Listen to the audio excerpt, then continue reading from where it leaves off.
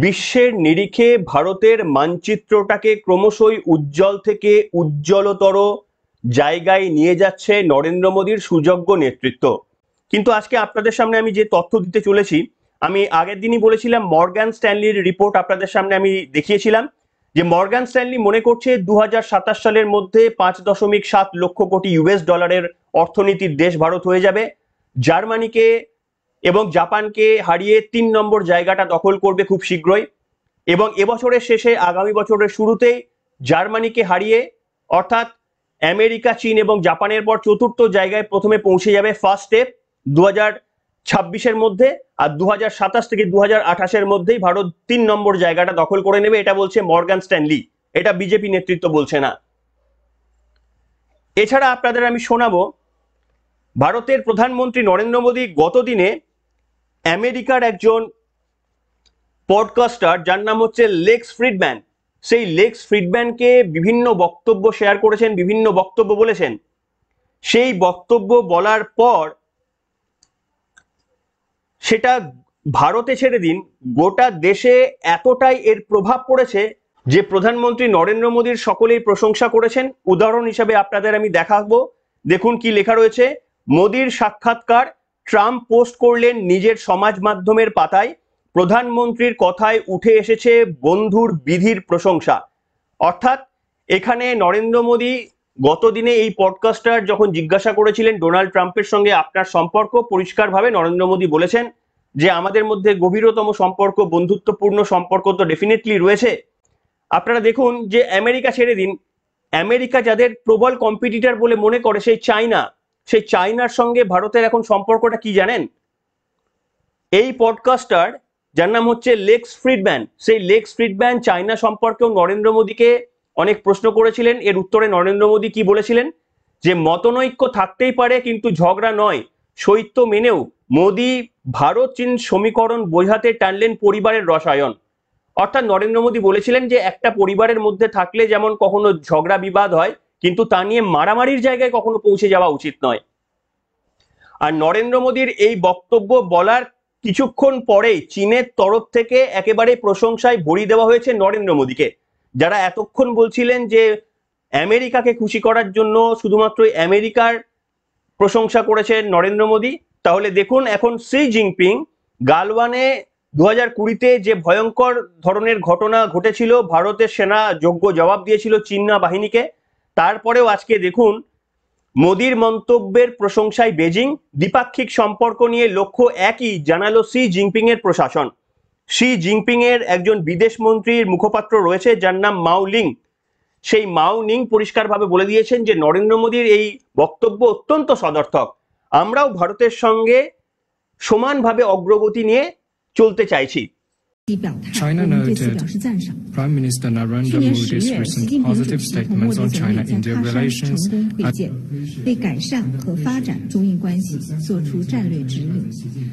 দেখুন, সত্যি বলুন তো যে আর কি চাই? আপনারা দেখছেন যে পাকিস্তান, আমি বৈদেশিক সম্পর্কের কথা বলছি, চাই তো আমাদের অনেক কিছু এবং সেগুলো সত্যি, প্রত্যেকটা সত্যি। পেট্রোল ডিজেলের দাম কমাতে হবে, রান্নার মূল্য বৃদ্ধির দাম কমাতে হবে, প্রত্যেকটি ঘরের ছেলে মেয়েকে চাকরি পেতে হবে, ভারতকে আমেরিকার মতো পজিশনে যেতে হবে, আপনাদের প্রত্যেকটি দাবি সত্যি।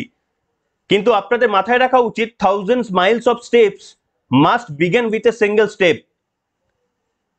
একটা 1000 মাইলের জার্নি কখনোই লম্বা লাভ দিয়ে হয় না, একটা একটা করে স্টেপ দিয়ে হয়। কিন্তু এতদিন পর্যন্ত যে গভর্নমেন্টগুলো ছিল আমাদের, সেই গভর্নমেন্টগুলো আমাদের নিচে নামার ছিল, ঠিক যেমন পশ্চিমবঙ্গের এই মুহূর্তে যে গভর্নমেন্টটা রয়ে গিয়েছে। চীনের কাছ থেকে প্রশংসা পাওয়া যাচ্ছে। আজ নিউজিল্যান্ডের প্রধানমন্ত্রী তিনিও এসেছিলেন, নিউজিল্যান্ডের প্রধানমন্ত্রী ভারত সফরে এসেছিলেন, সেখানেও গিয়ে তিনি ভারতের প্রধানমন্ত্রীর ভূয়সী প্রশংসা করেছেন। তিনি একটা মজাও করেছেন, সেই বক্তব্যটা আমি শোনাবো। মজা করতে গিয়ে তিনি বলেছেন যে নরেন্দ্র মোদী বক্তব্য বলার সময় ভারতের সঙ্গে নিউজিল্যান্ডের এই যে চ্যাম্পিয়ন্স ট্রফি হয়ে গেল, যেখানে নিউজিল্যান্ডকে ভারত হারালো, সেই প্রসঙ্গটি নরেন্দ্র মোদী উল্লেখ করেননি। আমিও আবার টেস্ট ক্রিকেট ম্যাচে যেমন নিউজিল্যান্ড ভারতকে হারিয়ে দিয়ে টেস্ট ক্রিকেট ওয়ার্ল্ড কাপ জিতে গিয়েছিল, সেই প্রসঙ্গটি আমিও উল্লেখ করিনি। এই ধরনের কূটনীতির সম্পর্কই আমরা চাই, একটু মজা করে বলেছিলেন। শুনুন এই বক্তব্যটি। Between our two cricket-mad nations, and I do want to say to the Prime Minister, I really have appreciated him not raising the recent loss of New Zealand to India. in the recent game that we played in Dubai.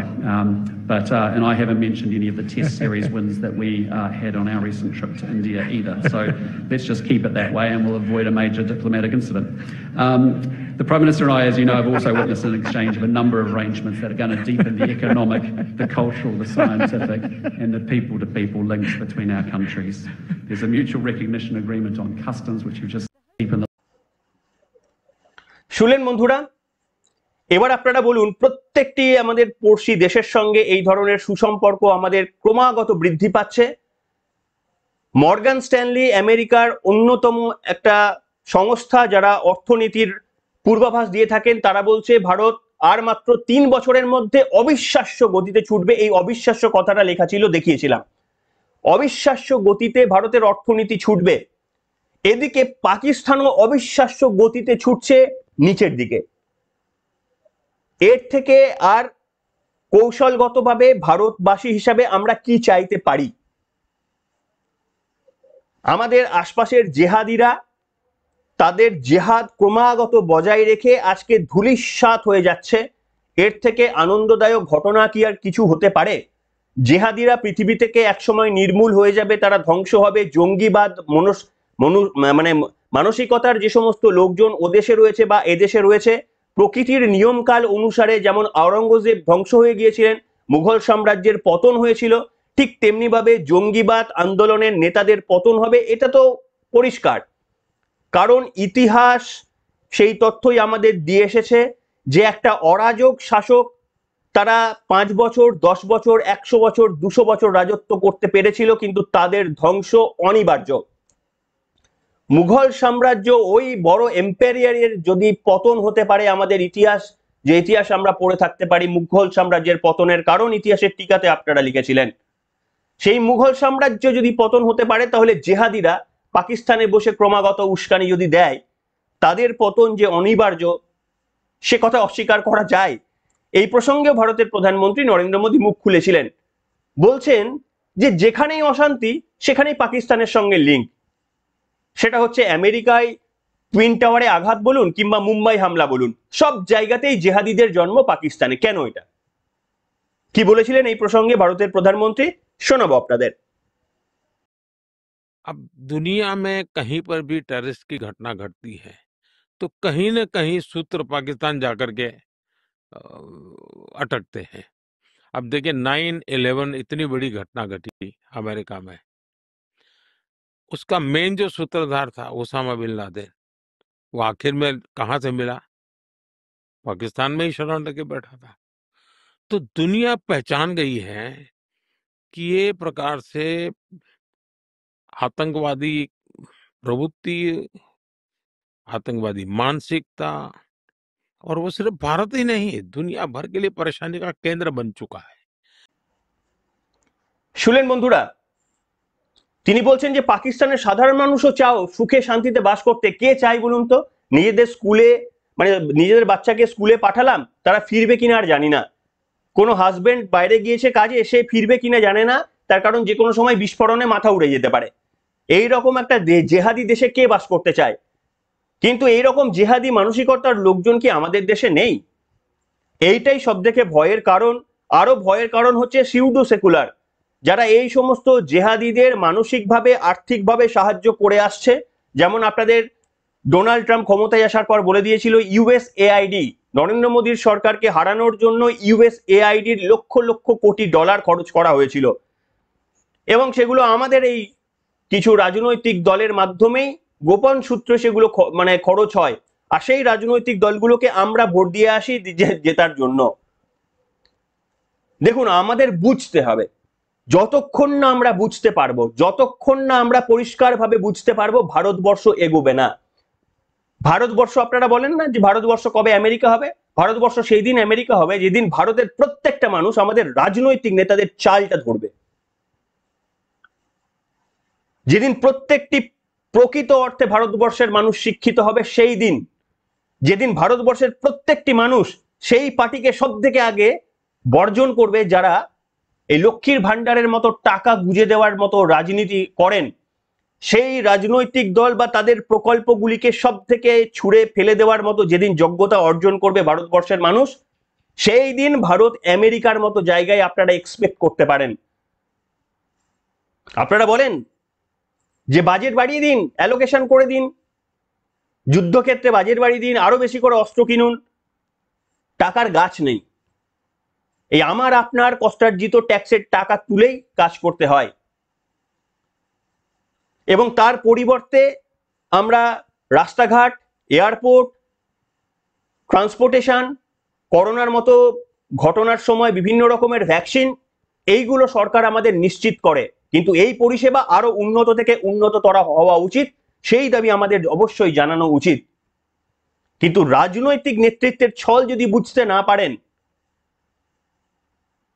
তাহলে কিন্তু সমূহ বিপদ অপেক্ষা করছে। সেখানে কলকাতাকে London বানানোর মতো প্রতিশ্রুতির মতোই কিন্তু এই ধরনের বক্তব্যগুলো যারা হজম করে নিয়েছেন, সেই হজম করা বক্তব্যগুলো থেকে যে রাজনৈতিক দলগুলো বছরের পর বছর টিকে যাচ্ছে ক্ষমতার অলিন্দে, তাদেরকে যতদিন না পর্যন্ত চিনতে পারবো পশ্চিমবঙ্গ, ভারতবর্ষের প্রত্যেকটা মানুষ, ততদিন পর্যন্ত Bharat America, Bharat London, Kolkata London হবে না। দেখুন, একটা বেসরকারি ক্ষেত্রে চাকরি করতে গিয়ে এটা আমি বুঝেছি, বা আপনারাও অনেকে বেসরকারি ক্ষেত্রে চাকরি করেন, আপনারাও অনেকে বুঝেছেন যে বেসরকারি ক্ষেত্রে চাকরির নিশ্চয়তা কতটা আছে সেটা আমরা বলতে পারবো না, কেউই বলতে পারি না, তাই না? তার কারণ কোম্পানির পারফরমেন্সের উপর ডিপেন্ড করছে, আমার পারফরমেন্সের থেকেও বেশি কোম্পানি কতটা পারফরমেন্স করছে। কাজে আমাদের 60 বছর পর্যন্ত চাকরি রয়েছে কিনা সেটা আমরা বলতে পারবো না। কিন্তু পশ্চিমবঙ্গে কোনো রাজনৈতিক নেতা, তারা যদি একবার ক্ষমতায় চলে আসে, তারা বুঝতে পারেন যে 60 বছর আগে হলে 70-80 হয়ে যেতে পারে, আমাদের কেউ নড়াতে পারবে না। সিপিএম যখন ক্ষমতায় এসেছিলেন তখন ইয়াং সব, বুদ্ধবাবু, জ্যোতিবাবু, আরো সমস্ত যারা, সূর্যকান্ত মিশ্র, সব ইয়াং নেতা। যখন ক্ষমতায় থেকে সরে গেলেন তখন সব চুলে পাক ধরে গেছে, অর্থাৎ একেবারে রিটায়ারমেন্টের আইডিয়াল সময়ে তারা রিটায়ার করে গিয়েছেন। এখন দেখুন তৃণমূল কংগ্রেসের 15 বছর রাজত্ব হয়ে গেছে, আরো 5-10 বছর তো এমনিই চলে যাবে। সবার চুলে কলপ আছে, কলপটা উঠিয়ে দিলে সবার চুলে পাক। অর্থাৎ আমি এটাই বলার চেষ্টা করছি যে একটা প্রাইভেট কোম্পানিতে আমার আপনার চাকরি 60 বছর পর্যন্ত সিকিওর নেই। পশ্চিমবঙ্গের রাজনীতিদের আমরা 60 বছরের গ্যারেন্টি দিয়ে রেখে, 60 না সেটা 70-80 হয়ে যাচ্ছে, আমরা গ্যারেন্টি দিয়ে রেখেছি তাদের পশ্চিমবঙ্গের এই অবস্থান। এইটা যেদিন চেঞ্জ করতে পারবেন, এই এত দুর্নীতির পরেও যে সরকার আমাদের আমরা টিকিয়ে রাখতে পারি, সেই সরকারকে টিকিয়ে রেখে পশ্চিমবঙ্গ কবে আমেরিকা, ভারত কবে আমেরিকা হবে, কলকাতা কবে লন্ডন হবে, এই প্রশ্নগুলো যারা করছেন তারা কত বড় মূর্খের সাম্রাজ্যে বসবাস করছেন, এটা আমার বোধহয় বুঝিয়ে নতুন করে বলার উচিত নয়। সেই কারণে আমি নির্দ্বিধায় বলতে রাজি রয়েছি, আপনাদের সমালোচনার মুখে আমি পড়তে রাজি রয়েছি। ভারতের প্রধানমন্ত্রী নরেন্দ্র মোদী এখনো পর্যন্ত যে গতিতে ভারতকে এগিয়ে নিয়ে যাচ্ছে, এই গতি যদি বজায় থাকে তাহলে নিশ্চিতভাবে ভারত একটা অন্যতম জায়গায় পরিণত হবে। সর্বশেষে যেটা ভুলে গেছিলাম, দেখাবো আপনাদের সামনে, করোনার সময় যখন বিভিন্ন রকমের আর্থিক সংকট চলছে, তখন নরেন্দ্র মোদী কিভাবে দেশকে সামলেছিলেন আপনারা অনেকেই জানেন, অনেকে এ নিয়ে অপব্যাখ্যাও করতে পারেন, কিন্তু নরেন্দ্র মোদী বলছেন যে দেখুন, দেশ চালাতে গেলে আমার অনেক ভুল হয়, আমি বলছি না আমার প্রত্যেকটা কাজ ঠিক, কিন্তু আমি পাশ থেকে সরে যাই না, যদি ভুল হয় তাহলে তার দায়বদ্ধতা আমার। ভারতের প্রধানমন্ত্রী নরেন্দ্র মোদী একথা বলেছেন। শুনুন এই বক্তব্যটা, রাজ্যের মাননীয় মুখ্যমন্ত্রী বলতে পারবেন যে এই চাকরি নিয়োগ দুর্নীতি, সবকিছু দুর্নীতির জন্য এর দায়বদ্ধতা আমারও? পারবেন? সাহস আছে? শুনুন নরেন্দ্র মোদীর এই বক্তব্যটি। मेरे देश ने नहीं झेली। मेरा देश आज लगातार दुनिया की बड़ी इकोनॉमी में तेज गति से प्रगति करने वाला है। उसका मूल कारण उस संकट के समय बड़े धैर्य के साथ, कोई दुनिया भर की थियरी को लागू करने के मोह में पड़े बिना, अखबार वालों को अच्छा लगेगा, बुरा लगेगा, अच्छा छपेगा, अच्छा नहीं छपेगा, आलोचना होगी, ये सारी चीजों से परे रह करके मैंने बेसिक फंडामेंटल पर फोकस करते हुए काम किया और मैं सफलता के साथ आगे बढ़ा। तो मेरी इकोनॉमी को भी लाभ हुआ। तो मेरी कोशिश ये रही कि भाई मैं इन्हीं चीजों को लेकर के चलूं। दूसरा, मेरी रिस्क टेकिंग कैपेसिटी बहुत है। मैं ये नहीं सोचता हूँ मेरा क्या नुकसान होगा।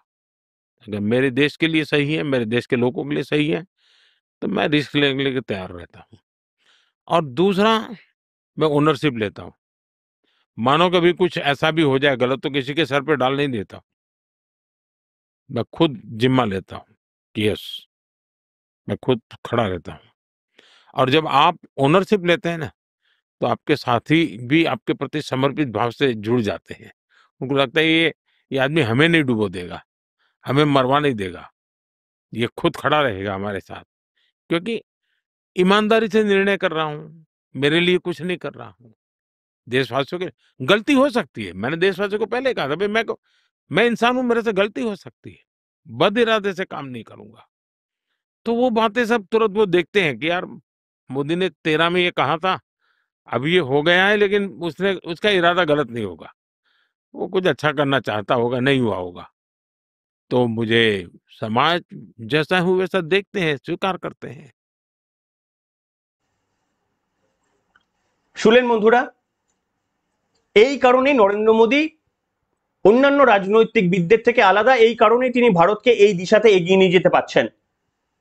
তার কারণ মমতা বন্দ্যোপাধ্যায়কে জিজ্ঞেস করা হয়েছিল যে বিধানসভায় যে ভাঙচুর চালানো হয়েছিল এই কিছুদিন আগে, বিধানসভার মধ্যেই বিজেপি নেতা জিজ্ঞেস করেছিল যে বিধানসভায় যে ভাঙচুর চালানো হয়েছিল আপনি তখন বিধানসভার মেম্বার ছিলেন না, তাহলে আপনি এত বড় বড় কিসের কথা বলেন? মমতা বন্দ্যোপাধ্যায় বলেছেন যে আমি ভাঙচুর চালিয়েছি, একটা ছবি যদি দেখাতে পারো তাহলে আমার বিরুদ্ধে যা কিছু বলতে পারো।